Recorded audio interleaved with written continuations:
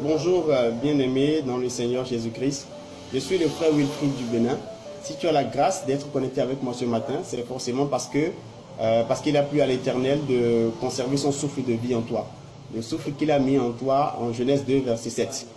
Parce que le verset dit que l'Éternel forma l'homme de la poussière de la terre et il mit un souffle de vie dans les narines de l'homme et l'homme devint un être vivant. Donc sans le souffle de vie de Dieu, nous ne pouvons pas être vivants actuellement et en train de suivre cette vidéo.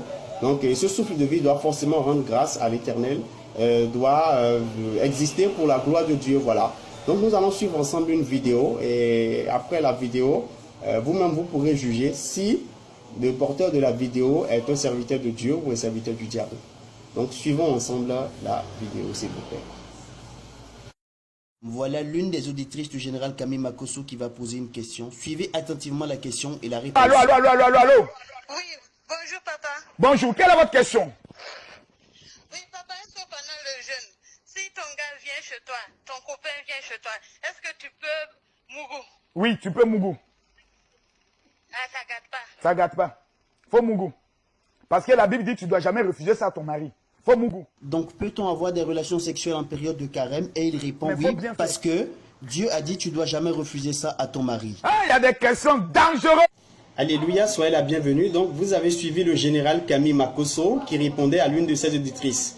Donc la question était de savoir si en période de carême, en période de jeûne, la dame demandait, donc elle voulait savoir si elle pouvait avoir des relations sexuelles avec son copain, son petit ami. Regardez avec quelle rapidité, général Camille Makosso, il contourne la question. Il dit oui, d'abord il répond oui, et ensuite pour justifier, il dit parce que Dieu a dit tu ne dois jamais refuser ça à ton mari. La dame ne parlait pas de son mari, mais de son copain. Donc le monsieur là, Camille Makosso, admet d'abord qu'une chrétienne peut avoir un copain, un petit ami, et entretenir avec ce copain-là des relations sexuelles hors mariage, donc de la fornication. Donc soyez vigilants au message que vous recevez. Soyez vraiment vigilants parce qu'il y a beaucoup de faux messagers actuellement. Qu'est-ce que la parole de Dieu nous enseigne par rapport à cette question-là? Nous allons lire ensemble le verset. Lisons le verset s'il vous plaît. 1 Corinthiens chapitre 7, le verset 5. Ne vous privez point l'un de l'autre si ce n'est d'un commun accord pour un temps, afin de vaquer à la prière, puis retournez ensemble de peur que Satan ne vous tente par votre incontinence. Bien-aimés dans le Seigneur, donc voilà ce que Dieu dit dans 1 Corinthiens 7, verset 5. Dieu dit, donc ne vous privez point l'un de l'autre si ce n'est d'un commun accord pour un temps, afin de vaquer à la prière, puis retourner ensemble. Donc on peut se priver l'un de l'autre pour vaquer à la prière. Donc en période de jeûne, on peut se priver l'un de l'autre. Voilà.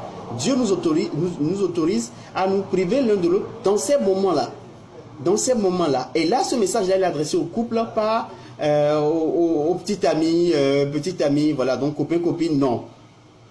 Donc pas aux fornicateurs, la fornication est condamnée par Dieu. Pas de relation sexuelle hors mariage, c'est condamné par Dieu. Donc c'est pour les couples. Et vous pouvez vous priver l'un de l'autre, voilà, donc si ce n'est d'un commun accord, ensemble, donc pour vaquer à la prière. Donc c'est possible en fait. C'est possible, ce monsieur dit que tu ne dois jamais refuser, c'est un faux message. Voilà, donc soyez vigilants au message que vous recevez. C'est votre frère Wilfried du Bénin. Soyez bénis et que la paix et la grâce de notre Seigneur Jésus-Christ soient avec vous. Au nom puissant de Jésus-Christ de Nazareth. Merci de m'avoir suivi.